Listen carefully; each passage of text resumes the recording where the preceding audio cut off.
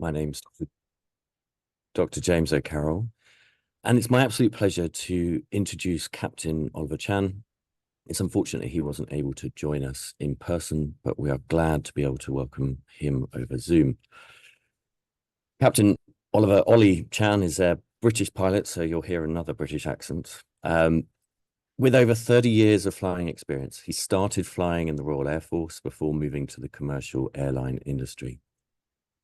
He's flown the Boeing 747 jumbo jet for nearly 20 years, and then in around COVID time, he moved to the 787 Dreamliner.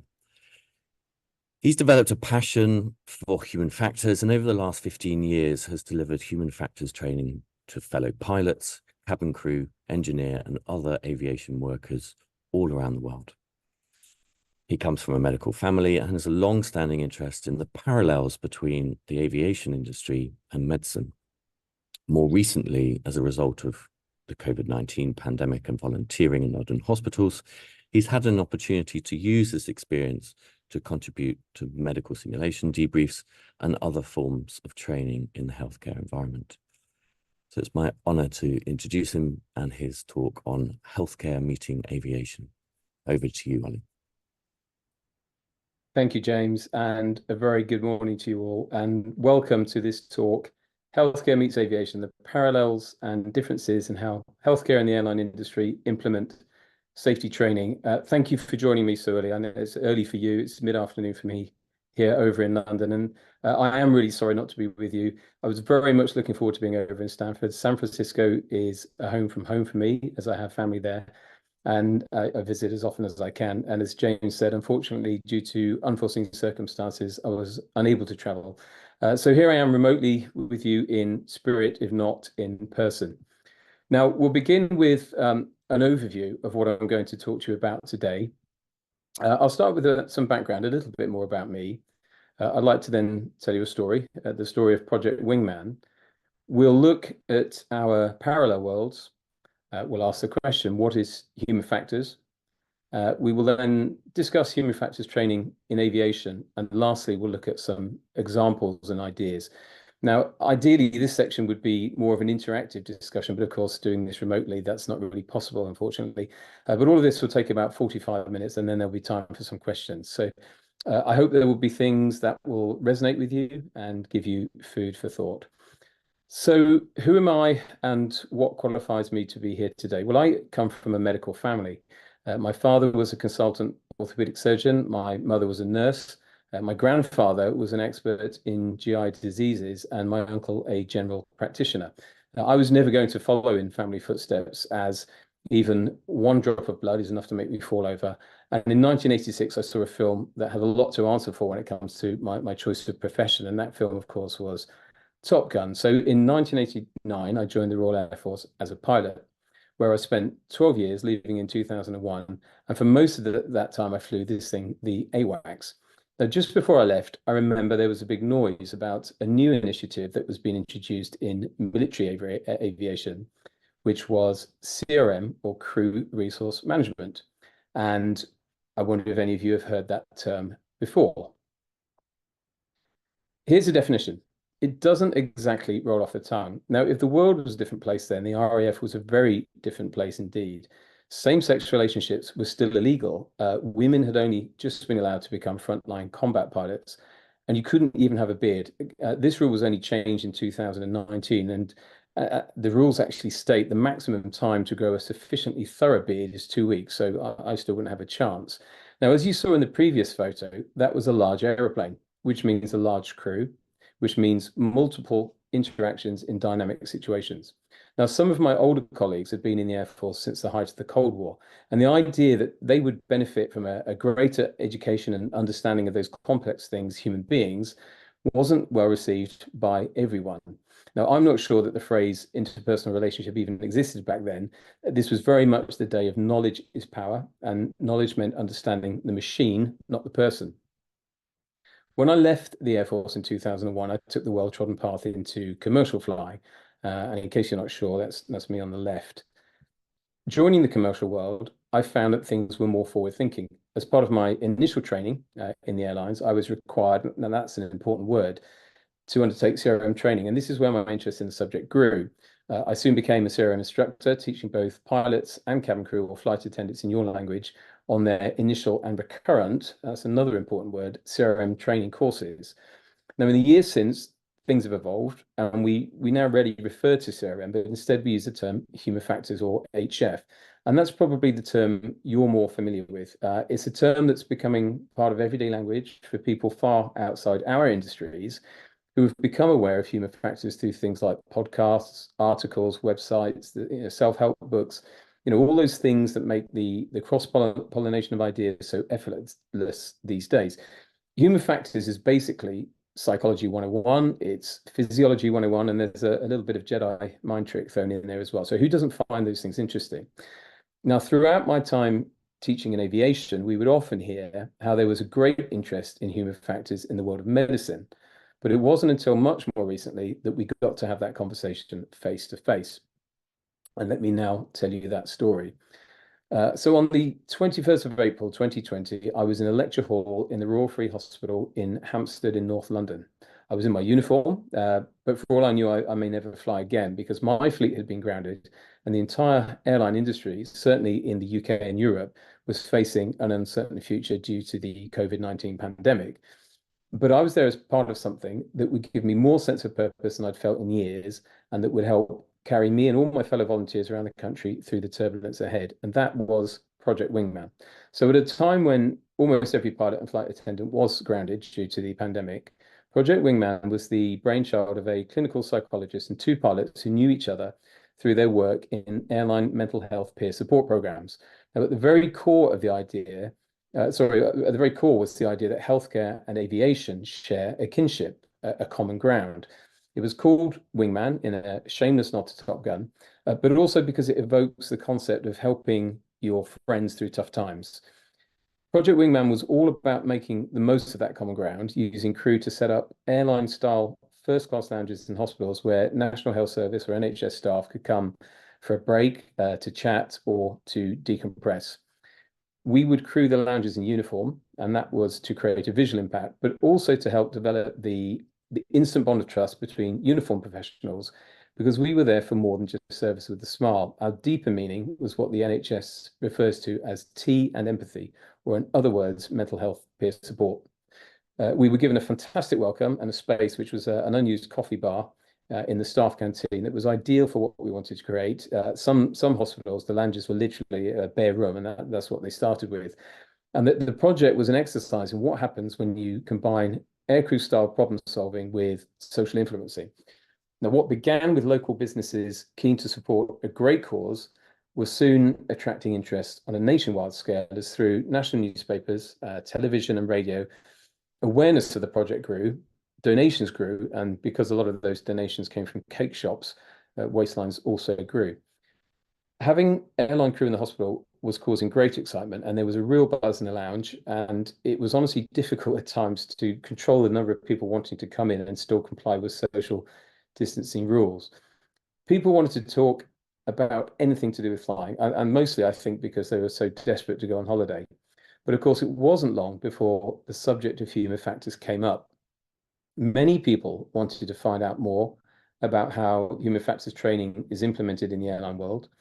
And this led us to being invited to observe simulator training of groups like resuscitation teams or respiratory physiotherapists and contribute to their debriefs.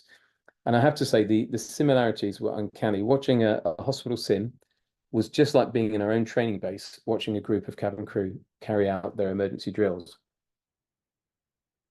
Now, at its height, Project Wingman had about 6,500 aircrew volunteers crewing lounges in almost a third of all the hospitals in the UK. And it even reached as far as New York, where they opened lounges in LaGuardia and JFK. Now, while I can convey those numbers to you, it's hard to convey how meaningful the project was, not only to the staff, but also to the volunteers themselves. The project is now a registered charity, and the work of supporting hospital staff has continued using a fleet of mobile lounges in the form of double-decker buses like the one you see in the picture here.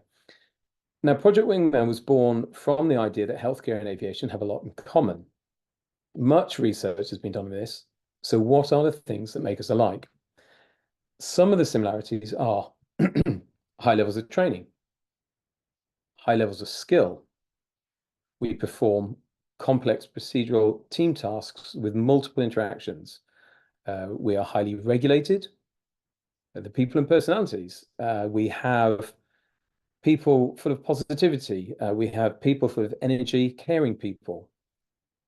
But what is the flip side? If I was to say to you, strong personalities, dominant, supremely confident, does that sound familiar to any of you, I wonder? People secure in the knowledge that they are correct and teaching by humiliation. Of course, there is one thing, perhaps more significant, that we share, and that is that we are both safety critical environments. Not long ago, this is how the world saw pilots. What's the trouble, Captain? I'm not happy about the port outer. She sounds a bit rough to me. Instruments check all right? Yes.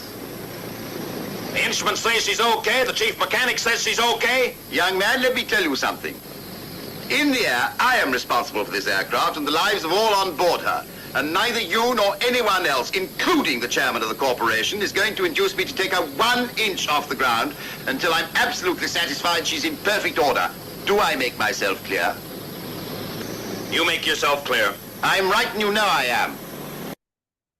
I'm right and you know I am. We used to call these characters Atlantic barons.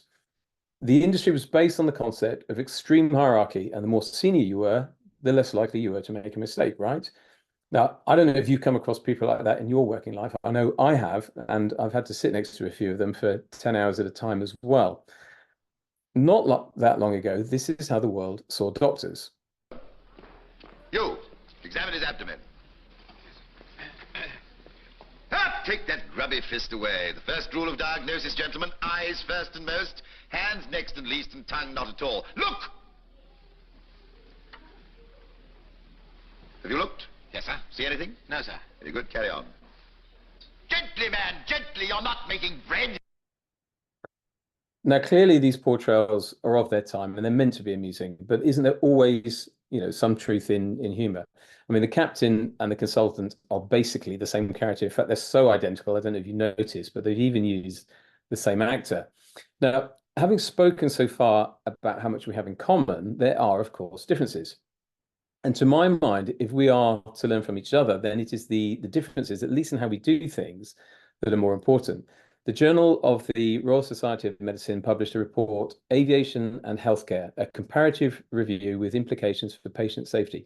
And drawing from that, we see differences such as, in aviation, most procedures are automated with backup systems in place. There is a degree of standardization of information displays across aircraft types. Pilot skills are more general, less subspecialized. We have strict rules to mitigate the impact of fatigue, multiple fatalities per accident. Adverse events are investigated by a national body, and so on. There are many more. This is not an exhaustive list. In healthcare, however, we see a somewhat variable approach to automation of procedures.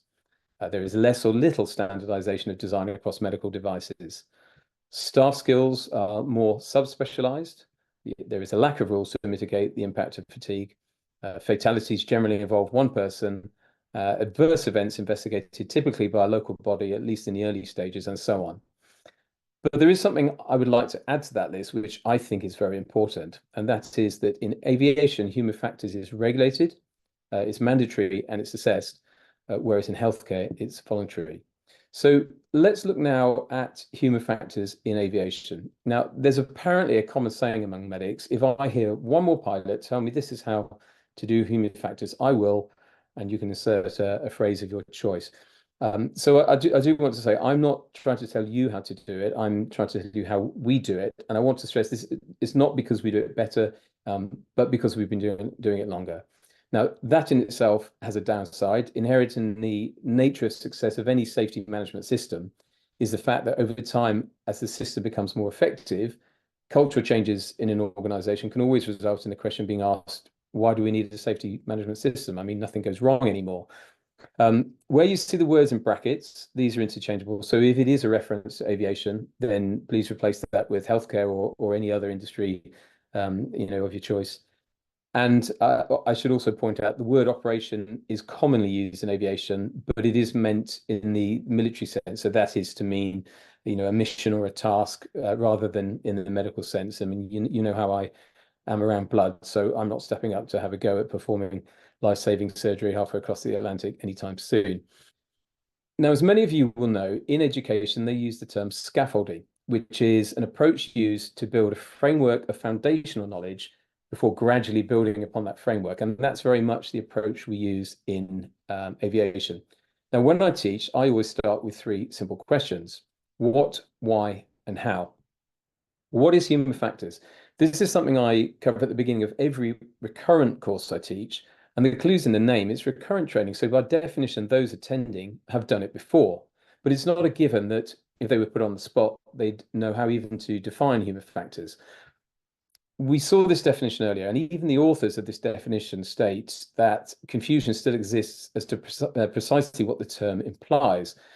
So think of human factors as the people part of this equation. Now, there's many ways to define it, but if we pull together some key points, we have something like this. It's the study of our physical and mental performance and limitations. It's about why we think, why we behave the way we do, how we interact with each other and with our environment, and of course, why it's so important in safety critical environments. So think of human factors really as a user manual on you. Why do we do it? Why human factors? Let me ask you a question. How many of you have made a mistake today? Now, because we're on video, of course, I can't see if any of you are nodding their heads, but I'm sure some of you are. And the day has barely even started for you. Now, I've made a few, but I have an excuse because I've been up longer.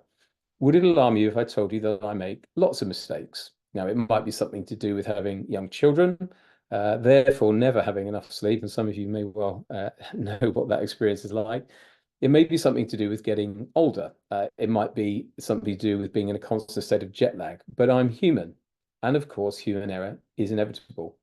And that's okay in some workplaces. However, in some industries, mine, yours, rail, oil, gas, nuclear, maritime, the result of human error is headline news for all the wrong reasons. And sadly, we sometimes have to learn the same lesson more than once. Now, if you combine that with the culture in the industry, up until 1980, we kind of worked on the concept that the captain was the authority on the aircraft. What he said goes. And we lost a few airplanes because of that. Sometimes the captain isn't as smart as we thought he was. Now, those are the words of Captain Al Haynes, who was the commander of a United Airlines flight that crash landed in Sioux City in 1989. 112 people died during the crash landing, but it would have been many more if it wasn't for his superb management of the situation in what has become known since as the impossible landing. He himself credits CRM training, which United Airlines had introduced about 10 years before, for giving him and the crew the skills to manage the event of that day. Or to put it more succinctly, and if the cost of implementing safety training is a concern, if you think safety is expensive, try having an accident.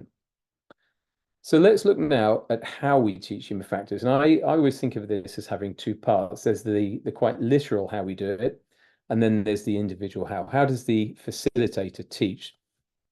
Now, training is conducted either in-house or by a third-party company. Larger airlines will have their own human factors departments. Smaller airlines will typically contract that out to a third party.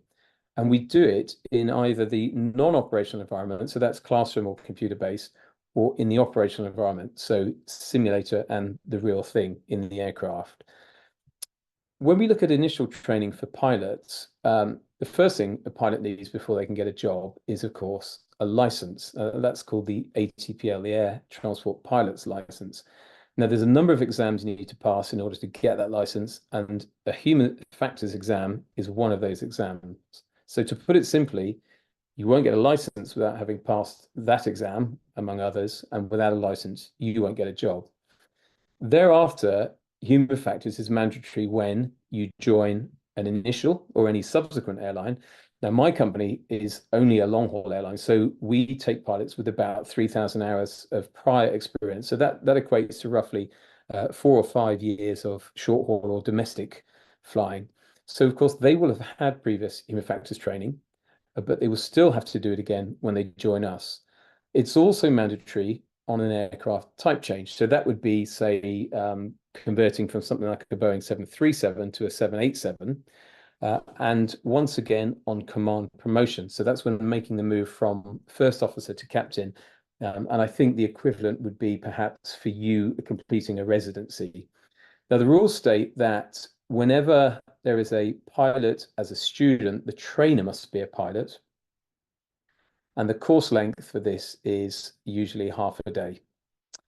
Now, for cabin crew initial training, some of them will have never flown before. Amazingly, some of them have never even flown before as passengers. So you might think that makes their choice of career rather a strange one. But as a result, of course, they may never have heard of human factors before at all, and certainly have no experience. Some will have come from other airlines. So although they've been taught human factors before, similarly, like with pilots, they'll still be required to complete another course when joining my airline or any other new airline. Teaching complete newcomers is one of the most enjoyable experiences, full of what I call those light bulb moments when you explain to someone why something they've done, why they do something they've done all their lives, and they give you that sort of, now it all makes sense look.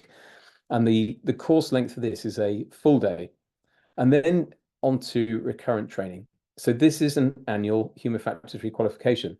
It's mandatory. And by mandatory, I mean that if you don't achieve the requalification in time for the expiry date, then you are quite literally grounded. So you don't fly, you don't work until you manage to complete that course and then requalify, at which point you can then go back flying again. It may be an online course, and this is especially the case since COVID, but it's only to complement classroom training. And I will say that, in my opinion, there is no substitute, especially with human factors training, for conducting it face to face. Human factors is absolutely at its best when it's done in an interactive environment. And it also might be what we call combined training, which I think you would refer to as multidisciplinary. So different work groups in the room at the same time. And once again, the rules state that if there is a pilot as one of the students, then the trainer must be also a pilot.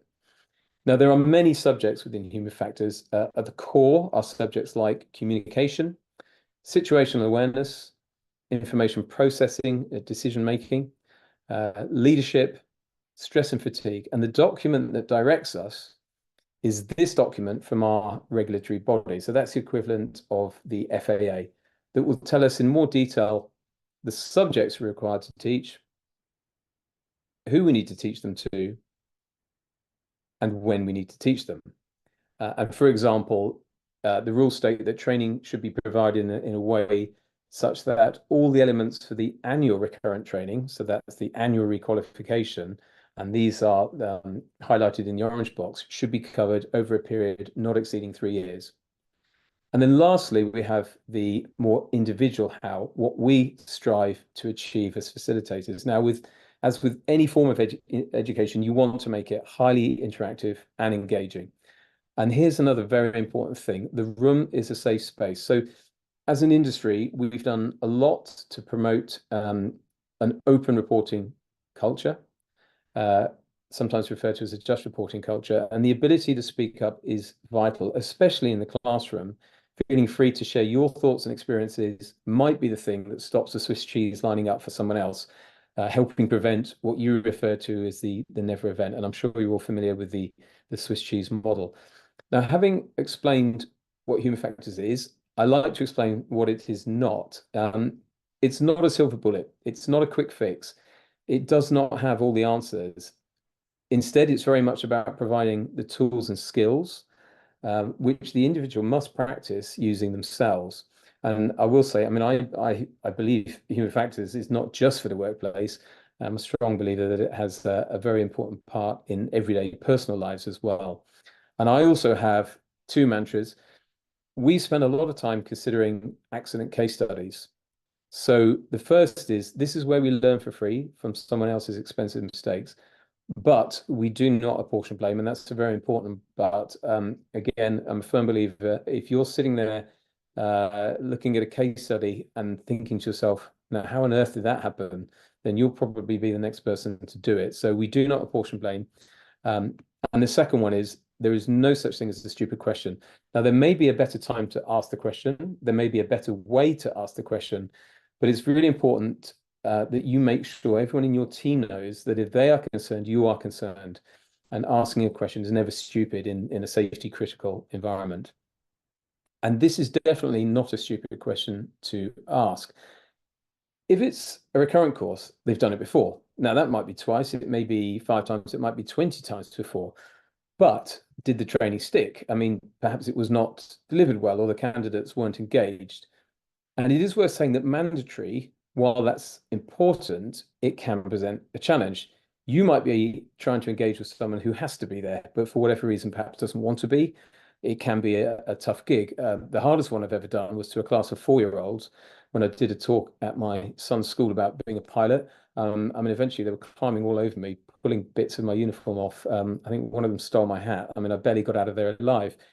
But some human factors subjects are harder to sell than others, even to experienced aviators. And in fact, perhaps I should say, especially to experienced aviators, those that are at the point in their careers where, well, surely there's nothing left to learn, is there? Because at that point, you know it all. Now, that's not a reason to make it voluntary. That's more of a challenge for the facilitator to overcome. But it is a reminder that we cannot become complacent as a training organization or as a training individual.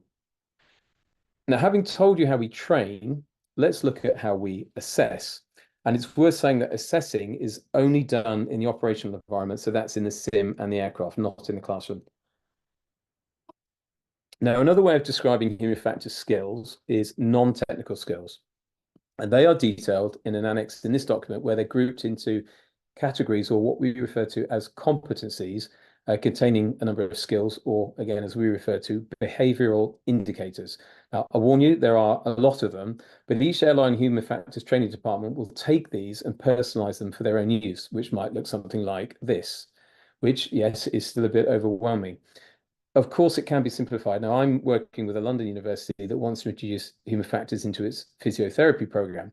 And we might decide to use perhaps only 5 different competencies or categories with only 4 or 5 indicators or skills within each of those competencies.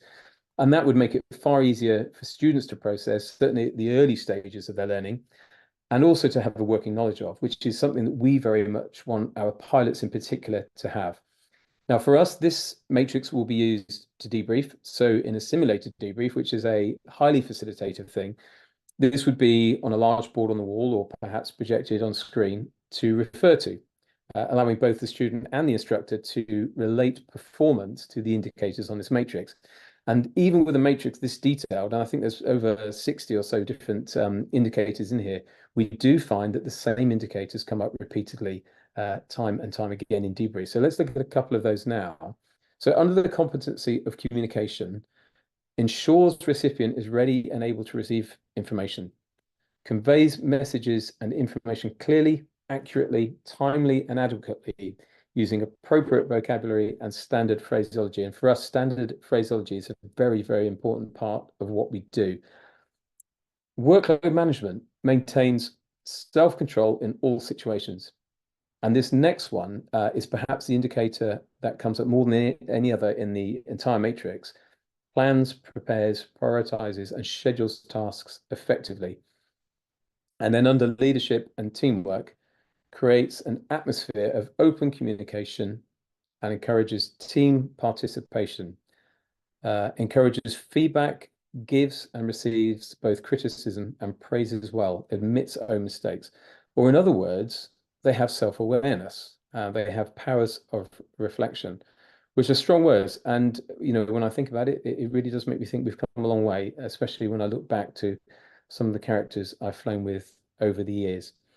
Now, moving on to some of the examples and ideas that I wanted to talk about, I want this to be an opportunity really to share some ideas with you. And of course, some of these you may already use.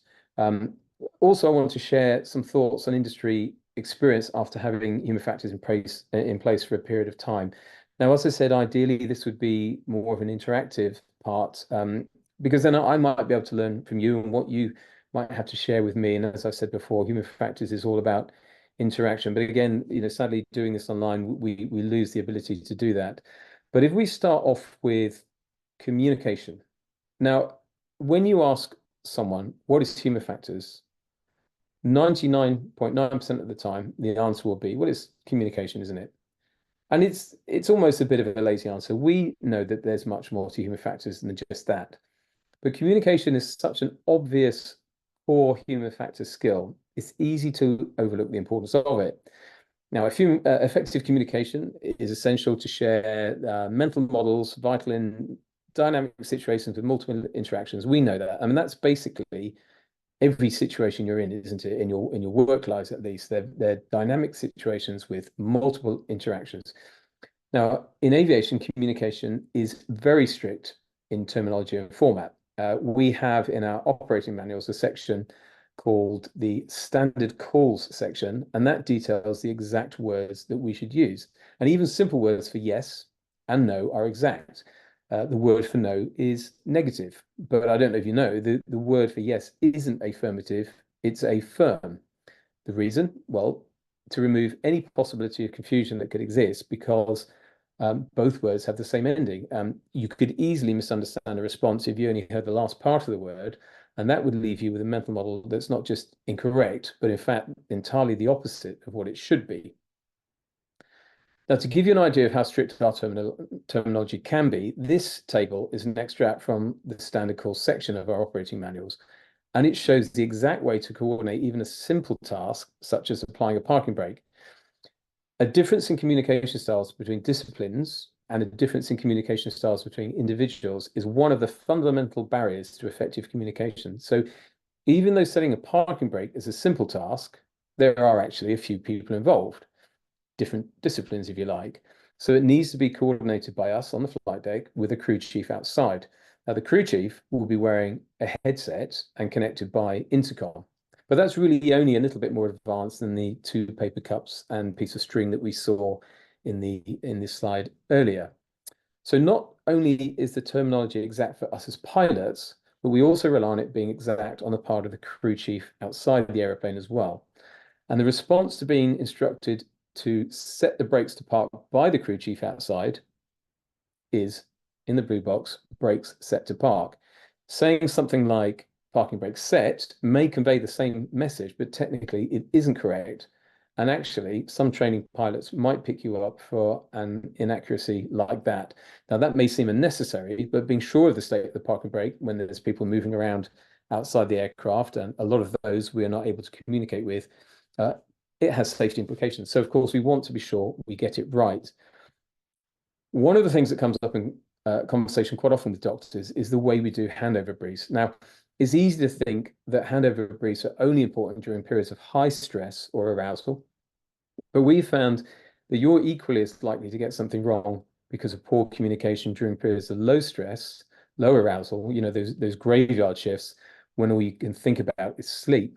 Now, like you, we are shift workers, especially in long haul. There are always at least 2 pilots on a commercial flight, but for the longer flights, we augment the crew, what we refer to as heavy crew, with either 3 or 4 pilots, and we rotate in and out of the flight deck and the crew bunk, which allows us to extend the limit of the duties we can fly for. And I don't know if any of you have been lucky enough to travel in business class, but you might be intrigued to know that the overhead bins in the middle of the cabin at the front there aren't actually real. That's actually the flight crew bunk, and if you did try to open it, you'll find you can't because there's a pilot asleep in there. Now, being shift workers, we are regularly in the situation where we have to hand over control between crew members. Now, a lot of work has been done in the NHS to create and promote a similar handover brief. They refer to this as an S-bar brief. And if I was in the same room with you, you might be able to share with me your own version of this. For us, for the shift changes we do, we have something like this. We call it a COGS brief. Now, there's always a catchy name. And of course, that's actually really important because you need to make it easy to remember. And the key is that it's a set format, it's structured, So it's easier to process the information, which frees up capacity and, of course, ensures your mental models are matched. And we've learned that this kind of thing is still really important when there's not much going on, those periods of low stress. It's not unknown for commercial aircraft to be intercepted by fighter jets, especially since September 11th, for not responding to radio calls for no other reason than the radio speakers were turned down on the flight deck by the crew going off shift. And that had not been briefed to the incoming crew who were taking control. And air traffic, of course, are trying to call the aircraft and nobody's replying. Now, when things do ramp up a bit, we have this framework for when we need to communicate in periods of very high stress. So in other words, in an emergency situation. And this is what we call a NITS brief.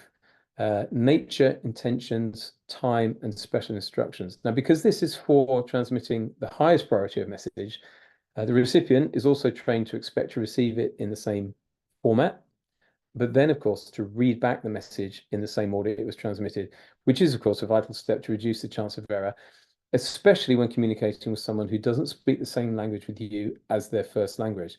Now, for us, this may be a cabin crew member, so this may be delivered face-to-face or via the internal intercom, which again is no more advanced really than those paper cups and piece of string. But it may be to someone external. It might be to an air traffic controller 200 miles away that we can only talk to by radio. So distance being another obstacle to effective communication, it's really important that the controllers are trained not only to use the same format so that they have already the mental model in their heads, but they also, we know that after doing some interactive human factor sessions with them, but they in fact also have a physical model, quite literally a pad of paper on the desk next to them with the outline NITS written on it. So they're always ready to copy down information the moment they hear the word Mayday on the radio.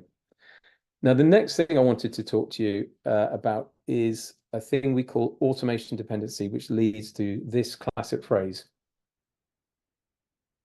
What's it doing now? We know that human error is inevitable, and therefore most accidents are going to be caused by humans. So isn't the simple solution to design the human out of the equation? Now, although aircraft manufacturers may integrate technology in slightly different ways, contrary to popular belief, airplanes don't just fly themselves. While all we do is sit there and press a couple of buttons. Now, this will happen one day, but we're not there yet. And anyway, how many of you would get on an airplane without a pilot at the front? Now, earlier when we looked at the differences slide, we saw that automation is more widely used in aviation. Now, this may be true, but sadly, it's not always with good results. Although the increased use of automation has enhanced safety, it has also contributed to a lack of practice and therefore a degradation of skills, the kind of skills essential for confidence and competence. And it's really just another good example that preventing human error is like playing whack-a-mole. You solve one problem and another pops up somewhere else. Now, there's too many examples of the tragic consequences of automation dependency in aviation, but perhaps a good everyday analogy is the recent developments in automobile automation. Now, I don't know if some of you have driven in today, perhaps in a car, say, less than 5 years old. At home, I drive two cars. We have a Mini and we have a brand of car called a Cupra. Now, the Cupra is very clever. It has a very clever cruise control, which does automatic braking and accelerating. In fact, it will come to a complete stop if the car in front of you stops. And then when that car moves away, the Cupra will accelerate gradually, keeping a safe distance between you and the car in front, and eventually reach the cruise speed you set, assuming it's safe to do so. The Mini doesn't do this. And of course, the problem is the different levels of automation from vehicle to vehicle. It's not consistent between the two cars I drive. And so how many times do you think I've been driving the Mini, wondering why the car in front is getting larger and larger and waiting for the Mini to do something about it before I realize, hang on, it's the other one that does that. It's amazing how quickly I've become dependent on something being done for me. But that's human nature. In 2018, the driver of an electric car was sadly killed when the car hit a barrier with the autopilot engaged. Now, if you were in a car without an autopilot and it veered towards a barrier, I think you know what you would do. The problem is we trust and depend on automation very, very easily. High automation often goes hand in hand with an overwhelming amount of information, and we're not really teaching drivers how to process that information. And the automation often goes hand in hand with lengthy menus that result in you focusing on touchscreens rather than on the road ahead. If you think about it, autopilot is probably a misnomer for where we are with technology. It should really be called a semi-autopilot. And in the words of one journalist, we are locked into a spiral in which poor human performance begets automation, which worsens human performance, which begets increasing automation. Now, what we've discovered the hard way is that we have to safeguard against adopting increased automation without teaching people about the dangers of doing so.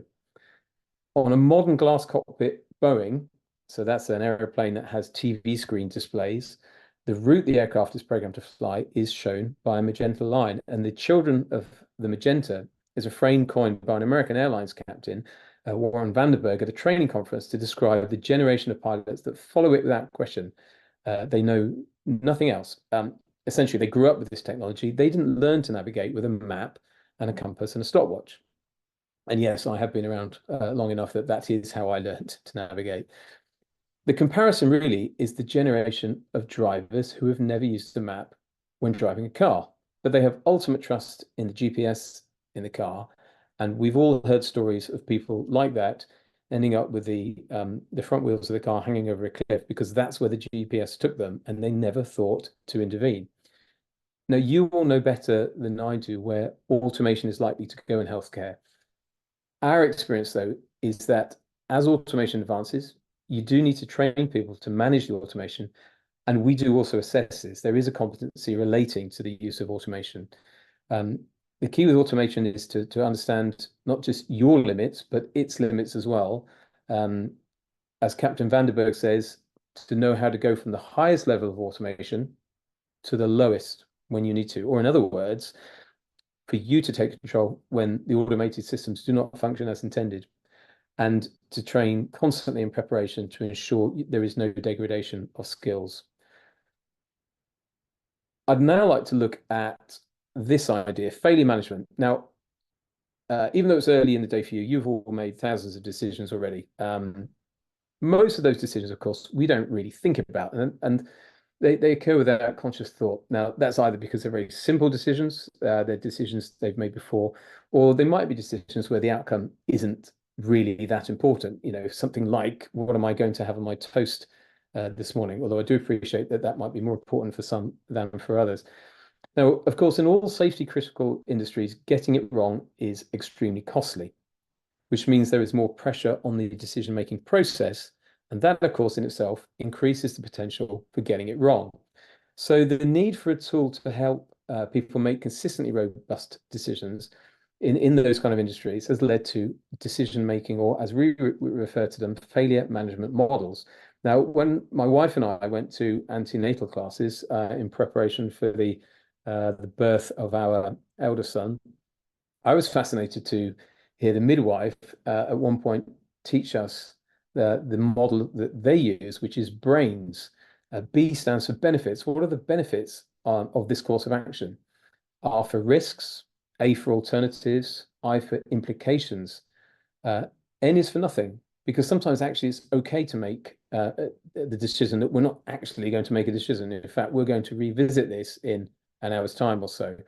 And lastly, S was for smile, because smiling when you're telling a veteran midwife that you don't agree with them might just help you get your way. Now, in aviation, the industry standard model is this, TDODA. It begins with T for time, and we think of time as a big T or a little t. Little t means you don't have much time. It's something like running out of fuel, or you've got an engine on fire. You might be surprised to know that there's actually very few things in aviation that require an immediate response. But moving on from that, we have diagnose, options, decide, act, and review. And the review process is constant as the scenario evolves. Now, the idea is it's not prescriptive. You don't say, oh, something's happened, let's do a quick TDODA now. Instead, it's a tool to guide your thinking. And it also maps perfectly onto our competencies and behavioral indicators to form a framework to help you manage the situation, but as importantly, to help you manage yourselves, or in other words, maintain your self-control in high stress situation. So really, you can think of it as a sort of checklist for you. Now, there are many more subjects we could talk about. Sadly, this is about all we have time for today. So if I can summarize, we've asked this question, and hopefully I've answered it and given you a fuller understanding of what human factors is. We looked at some parallels between us and some differences. And as we saw, a key difference is that for us, human factors is regulated, it is mandated, and it's assessed. And hopefully I've given you some insight into how that happens. Now, having discussed our parallels and differences and shared with you how we train and assess human factors, we should acknowledge there is a counter conversation. The British Medical Journal published an article asking this question with two opposing views, and it's an interesting question. Now, in my experience in hospitals, although ideas from aviation, such as things like checklist use, briefing techniques, and simulator training might be translated for use there, most people I've spoken to know of human factors, but it's still an abstract concept and not part of everyday life. So perhaps another question to ask is, can we translate other ideas from aviation to help improve safety? I believe the answer lies in this. In order to reduce HF risks to safety, we must influence attitudes and behaviors while embedding HF thinking into everything we do. I'm a human factors disciple. I think we should be teaching this stuff to children in school from the age of 5. Okay, well, I mean, that might be a little bit extreme. Let's start at 6. I think it would make the world a better place, and we'd certainly have a lot less traffic jams. The evolution of human factors in aviation has seen it go from being an abstract to part of the everyday. It hasn't happened easily. It hasn't happened quickly. It has taken decades of the scaffolded approach to building on that foundational knowledge to achieve a wider understanding and use of human factors at the individual level. And although we do have to constantly guard against complacency, I do believe it's embedded now in our culture. It's really exciting to see human factors developing in healthcare.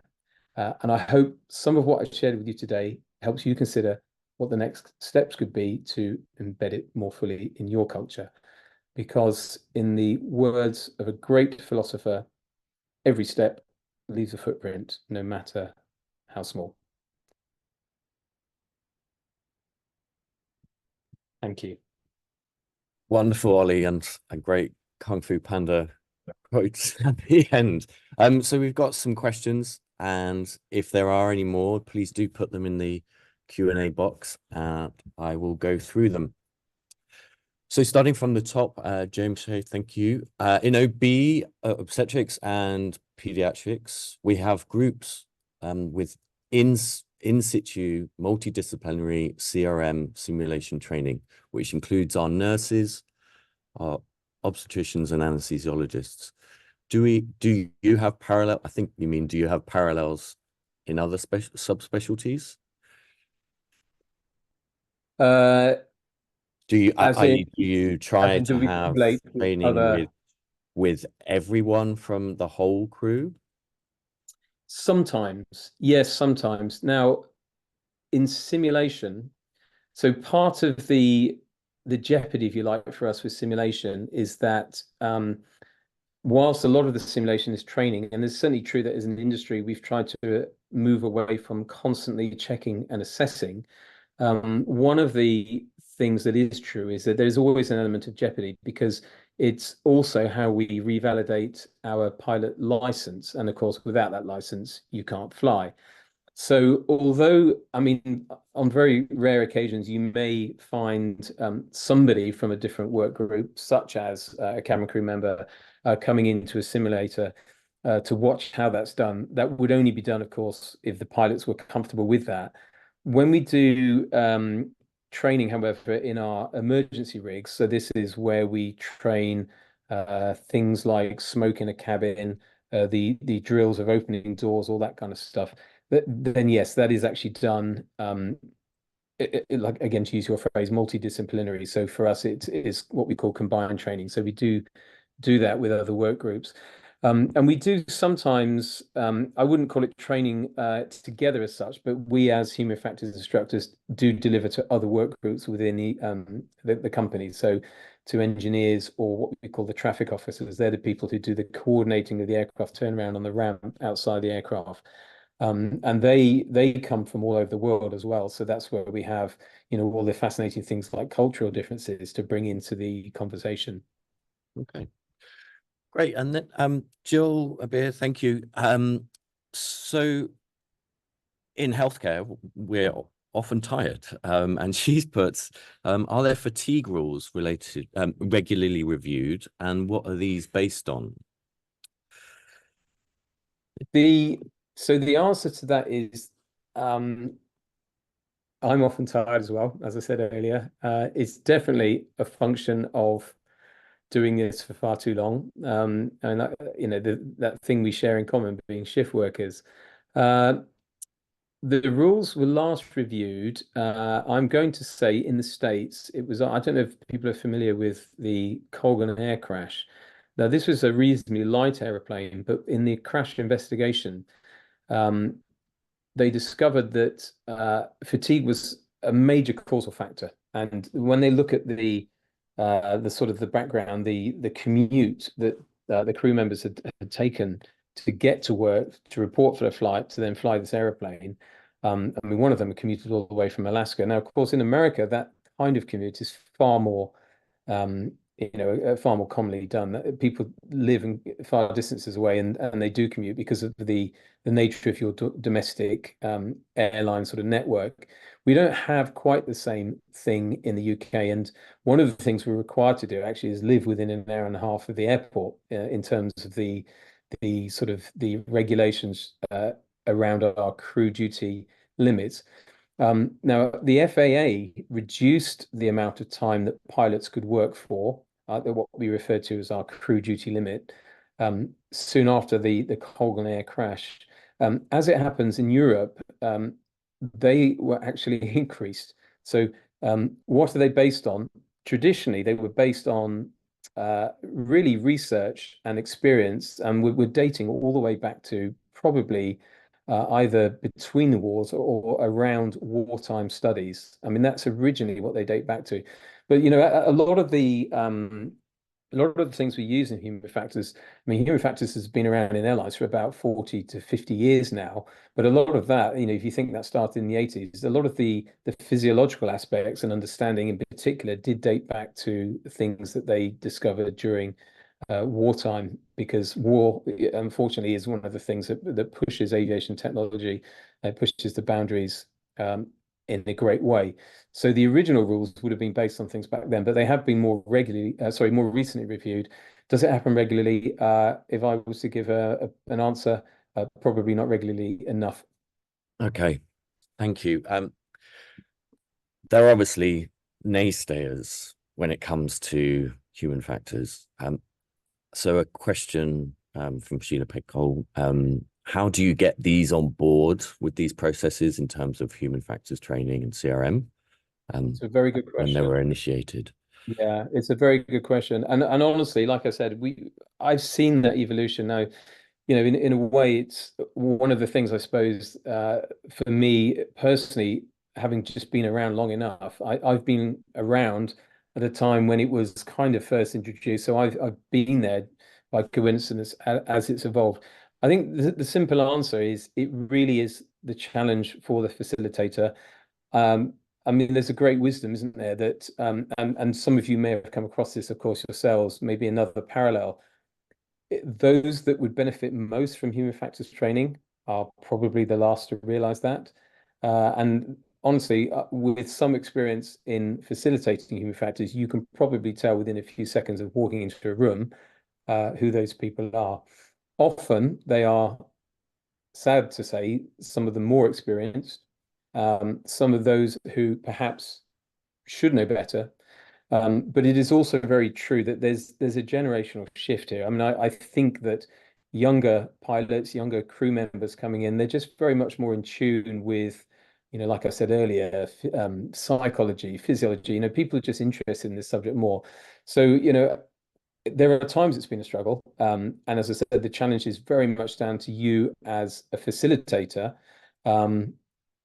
But it's helped by seeing that, we're just evolving anyway. And just people around us are just very much more interested in why we do the things we do, why we think the way we think, and ultimately achieving the safe outcome as a result. This is something that's talked about a lot. But yeah, so I've definitely had audiences which were very hard to impress upon the importance of human factors, and we can say the same actually of the reporting culture too. A response to trying to promote the open reporting culture is often, what's the point? It doesn't change anything. And my answer to that would be, well, you don't really have the right to complain if you're not prepared to report. So really, you've got to engage. You've got to be part of it yourself. Well, that brings on to sort of a further question.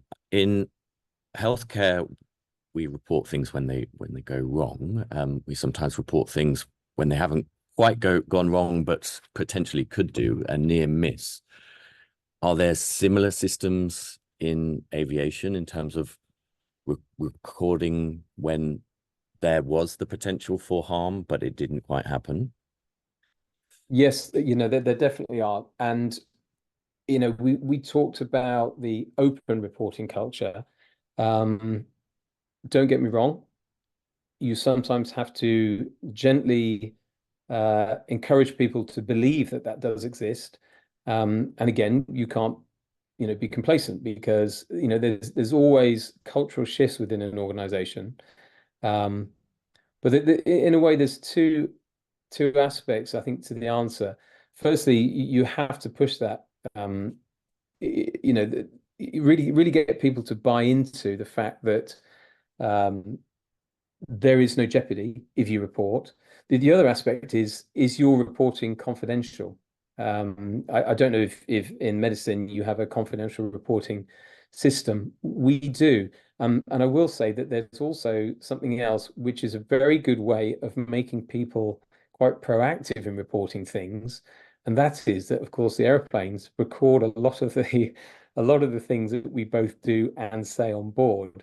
And we actually have a system in place where, if there are certain parameters triggered, for example, flying an approach too fast or being too high on an approach, once you exceed a parameter, it will actually flag that up with a warning sort of back at home base, and somebody may get in touch with you. Now, this isn't done to intimidate, of course. It's done to try and, promote the, I suppose, awareness of when you're exceeding, parameters, and essentially when you're operating in an unsafe way. But I mean, it does all go together to create what I think is a reasonably good system where you feel confident in filing a report. And I mean, we all have iPads, personal iPads. I mean, believe it or not, the navigation we do these days is done using the airplane systems, but the independent system is done on iPads. And the iPad itself will have an app, which is the reporting app. So if we ever, after landing, feel, oh, do you know something? I might just fire a quick report, an occurrence report, as we call them, an OR. You can actually do that on the bus journey to your hotel. You just literally turn on the iPad and fire it up and fire off the report. And then that will be sort of shared with the appropriate people back in home base, whether that's engineers or other departments. And eventually you'll get a reply and feedback from them. Perfect. Conscious of time, two further questions. So you went from this is from Rick Novak, just to say, you went from, in anesthesia, we have one pilot. Why and when did commercial aviation decide to have two people that were required or necessary to fly a plane? That is a very good question. The honest answer is I don't know when. What I will say is it is possible for, and it would still be a commercial flight, but certain aeroplanes up to a certain weight can still be flown by a single pilot. But we're talking airplanes maybe that fly you know, 6 people, 8 people. Certainly when you get on a commercial jet, you know, coming in from Denver or whatever else, there will be at least 2 pilots. What we have to consider, though, of course, is a time when there really will be no pilots at all. And it's very much the case that the airlines that are perhaps most aggressive in their sort of their approach to their finances are the ones that are also driving aircraft manufacturers to explore the technologies of airplanes with no pilots, you know, pilotless airplanes. I mean, you know, there's an old saying in aviation that the airplane of the future there'll only be a pilot and a dog at the front, and the pilot's there to feed the dog, and the dog's there to bite the pilot if they try and touch the controls. So, I mean, look, we've already said that if human error is everywhere, and that's why, you know, accidents happen, then surely the best thing to do is take the human out of the equation. It will happen. It just won't happen yet, and I don't think it'll happen easily as well. And I guess in the same as in your world, there will be resistance from, you know, from doctors, from nurses, from medical staff who also worry that you know, that it puts their role at threat. Wonderful. Well, thank you, Captain Chan. That's brought this session to an end. I'm sorry, there were a couple of questions that we didn't have time to get to. So we'll close this now, and thank you very much. Thank you, everybody. Thank you. Thank you, Captain Chan. Have a wonderful day. Thank you. Thank you, Michelle. It's been lovely to talk to you. Thank